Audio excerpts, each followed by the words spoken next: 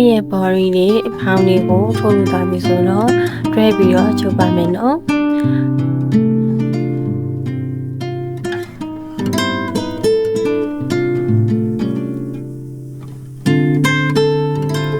တွဲပြီးတော့ချုပ်ဖို့အတွက်အရင်ဆုံးမှတ်ချိတ်ထားတဲ့နေရာလေးနဲ့ဒီအဲ့ဖောင်းပေါ့နော်ဖောင်းလေးအစွန်ဘက်လေးနဲ့ကိုထောင်းနေရာလေးဒီမှာတွဲပြီးတော့ချိတ်ထားလိုက်ပါမယ်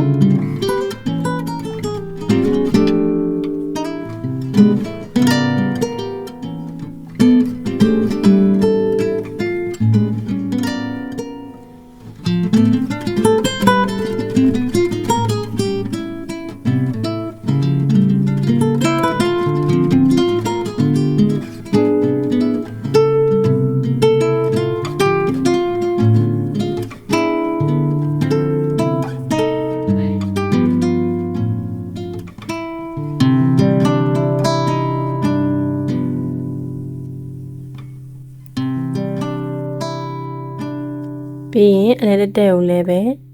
တွဲထားလိုက်ပါမယ်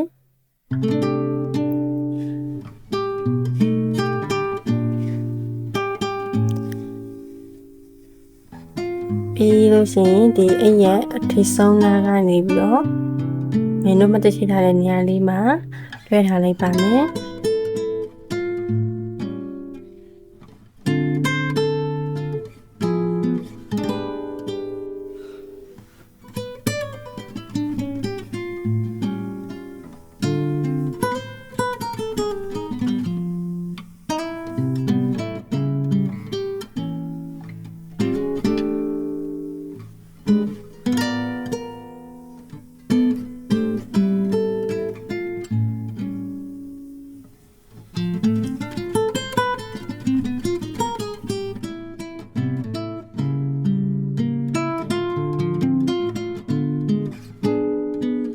မင်းတို့တွဲပြပါပြီဆိုလို့ရှိရင်စားပြီးတော့ချုပ်ပါမယ်နော်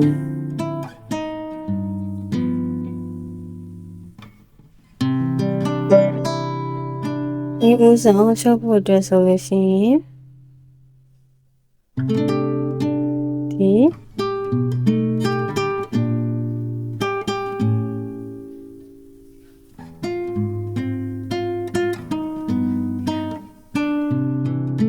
တစ်ဖက်စီပေါ့နော်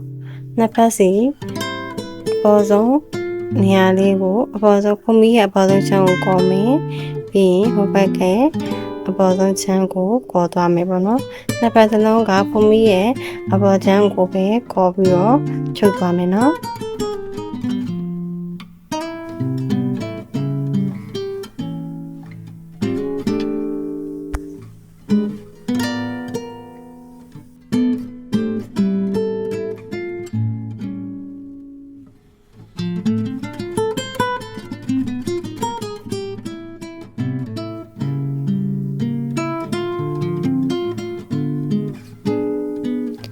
ဖုံးမီးရဲ့အပေါ်ဘက်ချမ်းကိုကော်မယ်ဟိုဘက်နှစ်ဘက်စလုံးမှာဖုံးမီးရဲ့အပေါ်ဘက်ချမ်းကိုကော်ပြီးတော့ထုတ်သွားရမှာပေါ့နော်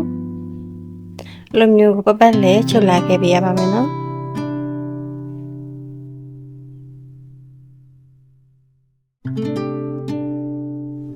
မင်းတို့တက်နေချုပ်နေပြီဆိုလို့ရှိရင်ထွက်နေတဲ့စီလုံးလေးကို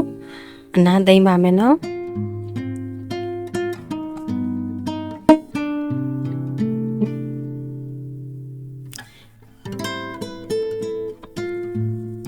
ဒီလေးနဲ့အစနေမထွက်အောင်လို့ဒီလေးပဲ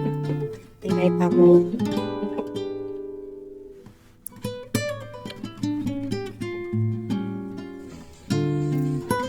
တင်နေမှာတဲ့ဆက်ပါမယ်ပဲအဲ့လိုပုံစံမျိုးနဲ့ဒီမှာပဲသွားပါမယ်ဒီပတ်စံတွေတွဲပြီးတော့လေဆိုရင်ဒီစစ်တက်ဖို့အတွက်လုပ်ပါမယ်နော်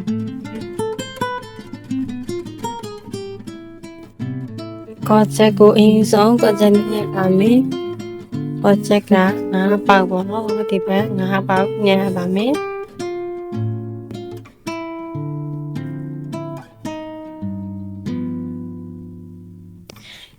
လဲကနေပြီးတော့3ပေါက်ကနေ3ပေါက်ကိုမင်းတို့ဖြတ်ပြီးတော့ညှပ်ပါမယ်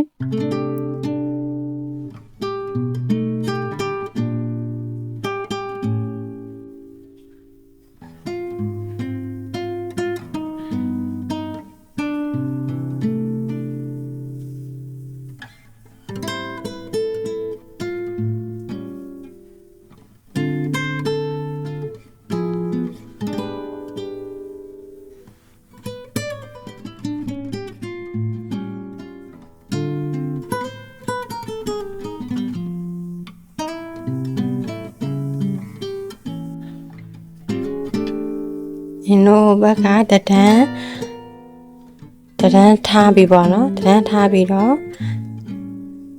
ညရပါမယ်နော်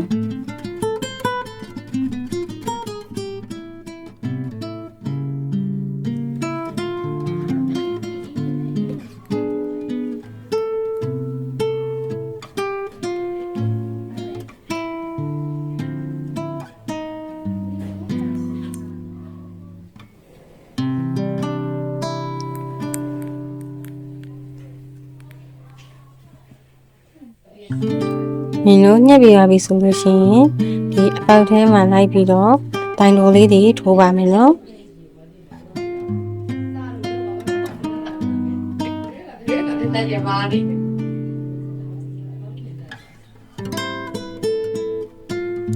တပောက်ကိုတိုင်တော်တိုင်းစီနဲ့ထိုးပါမယ်တောင်ဆုံးလေးတွေရောက်ပြီဆိုလို့ရှိရင်တော့တပောက်ထဲကိုနှစ်တိုင်စီထိုးရပါမယ်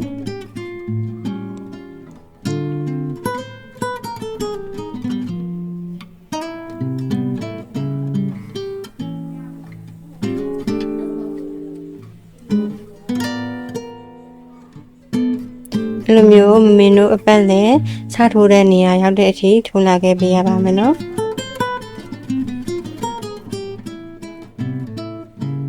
မင်းတို့အတွင်းပိုင်းကိုလည်းပဲ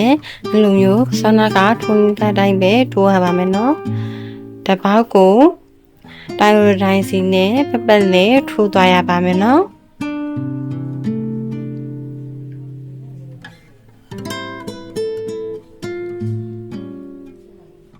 မင်းတို့တိုင်တိုးထိုးပြီးပါဆိုလို့ရှိရင်ရှည်စားကိုရှည်ဖြတ်ပြီးတော့အဲ့နဲ့တိုင်တိုးနှစ်တိုင်ထိုးထားတဲ့ကြားထဲမှာလိုက်ပြီးတော့ထိုးပါမယ်နော်ဒီဥဆောင်အောက်ဘက်ရှမ်းကနေပြီးတော့အကိုထိုးလာလိုက်မယ်ပြီးရင်မင်းတို့ဒီကော့ချက်နော်ကော့ချက်အယူတစ်ခုထဲမှာအပေါက်ကလေးတွေရှိရနော်အဲ့ဒီအပေါက်ထဲမှာအဲ့ဒီပေါက်ထဲကိုထိုးပြီးတော့တင်လိုက်မယ်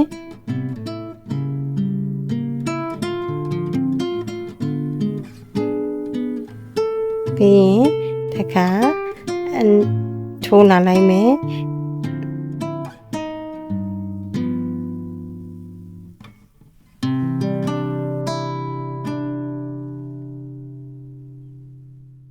ပြီးရင်ခုနကထိုးလာတဲ့နေရာကိုပြန်ပြီးတော့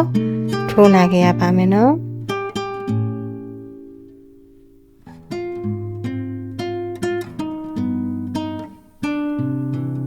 အဲ့လိုမျိုးပဲရှေ့အပေါက်ကိုရှေ့မှာရှိနေတဲ့ကော့ချက်အပေါက်ကိုထိုးမယ်ပြီးရင်နောက်မှာရှိရဲ့ကော့ချက်အပေါက်ကိုပြန်ပြီးတော့ထိုးလိုက်မယ်နော်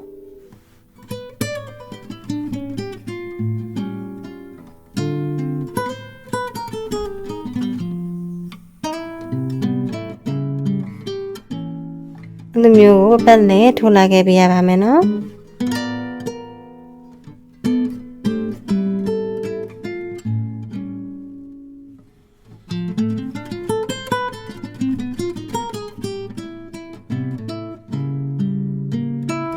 မင်းတို့ပြီးရင်စစ်တက်ပါမယ်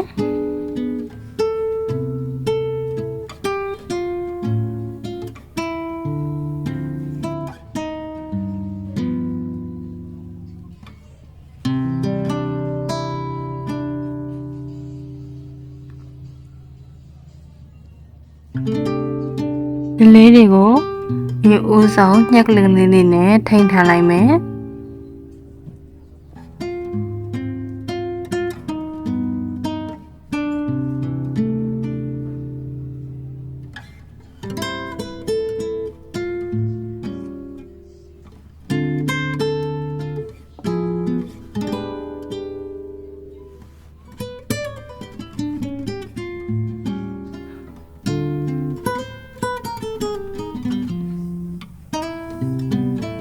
ပြင်မင်းတို့ပိုက်ကြီးအသေးလေးနဲ့ချုပ်ပါမယ်နော်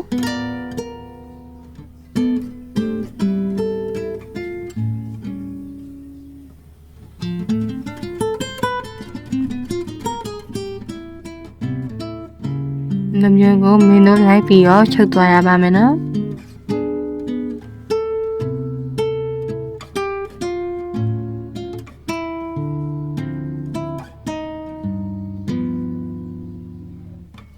ဆက်တက်ပြီးပါပြီဆိုလို့ရှိရင်မင်းတို့အိတ်နဲ့တွဲပြီးတော့ချုပ်ပါမယ်နော်ဒီဟိုဘက်ဒီဘက်ထောင်ဆုံးကိုမှတ်စိတ်လေးနဲ့မှတ်ထားလိုက်မယ်မှတ်ထားပြီးတော့မင်းတို့စပြီးတော့တွဲပါမယ်နော်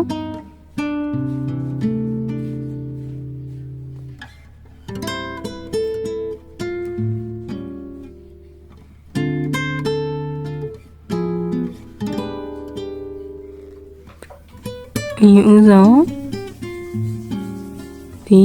ရှည်စာလေးကိုအထဲကိုတွင်လိုက်ပါမယ်ထွက်နေတဲ့ရှည်စာကိုနော်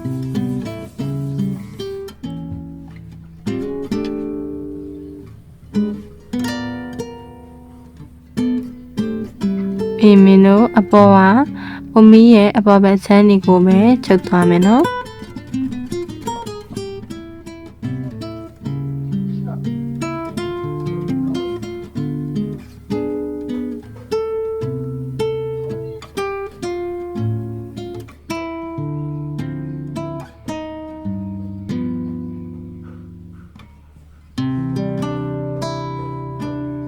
မီရဲ့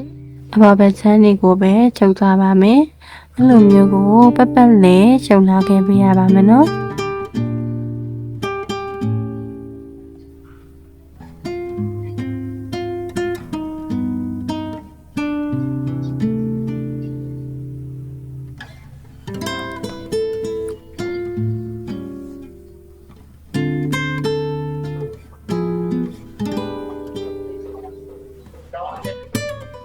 မင်းတို့အိတ်တက်ပြီးပါပြီဆိုရင်အိမ်မှာတက်ဖို့အတွက်အိတ်ကျိုးကိုထိုးပါမယ်နော်အရင်ဆုံးဒီကွင်းထဲကနေပြီးတော့ကျိုးကိုဆက်ယူလိုက်မယ်ပြီးရင်ပုံပြီးတစ်ခါထိုးမယ်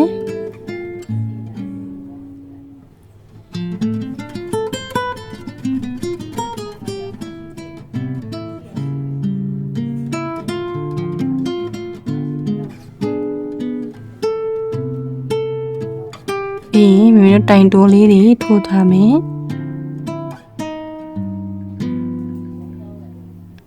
တတိုင်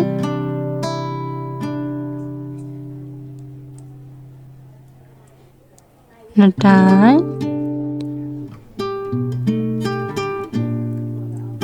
သုံးတိုင်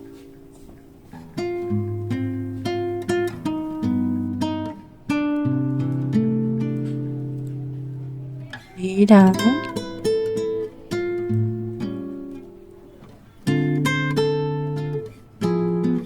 အားတိုင်6တိုင်6တိုင်ထိုးပြီးပါပြီဆိုလို့ရှိရင်ပုံမီတစ်ခါထိုးမယ်ပြီးရင်တစ်ဖက်လဲပြီးတော့ပုံမီရဲ့နောက်ဖက်ချမ်းကနေပြီးတော့တိုင်တိုးလေးတွေထိုးသွားမယ်တစ်ပေါက်ကိုတစ်တိုင်စီနဲ့6တိုင်ပြည့်အောင်ထိုးသွားမယ်နော်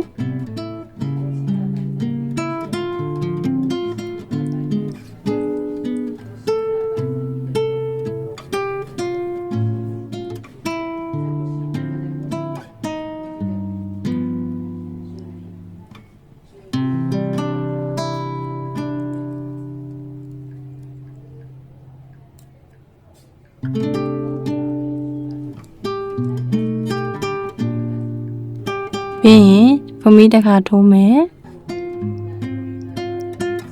sorry ဖမီးတစ်ခါထိုးပြီးတော့မင်းတို့ဒီတစ်ဖက်ကိုမလဲပဲနဲ့ဒီပထမဦးဆုံးဖမီးရဲ့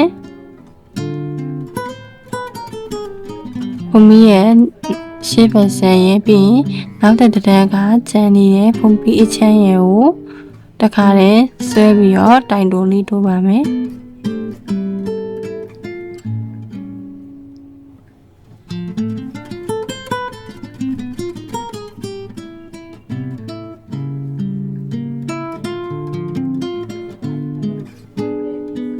ဖုန်ပီရဲ့နောက်ဘက်ဆန်ရဲ့ကျန်နေတဲ့ခုနကအတန်းကပ ဓမ္မရိုးကကျန်နေတဲ့ဖုံမီချမ်းရင်ကိုဆွဲတခါတည်းထိုးတခါတည်းအနဲ့ဆွဲပြီးတော့တိုင်တိုးထိုးရပါမယ်နော်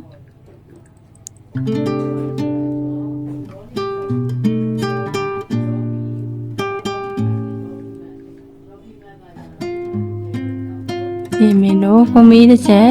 မစစ်ဖဲနဲ့ဒီအမှရှိနေတဲ့ဖုံမီတစ်ချမ်းရင်ကျန်နေတဲ့ဖုံမီတစ်ဖက်ချမ်းရင်ကိုတခါတည်းအနဲ့ဆွဲယူလာပြီးတော့တိုင်တိုးထိုးပါမယ်နော်အဲ့လိုမျိုးကိုလိုတလောက်အရှိရတဲ့အထိထိုးလာခဲ့ပေးပါနော်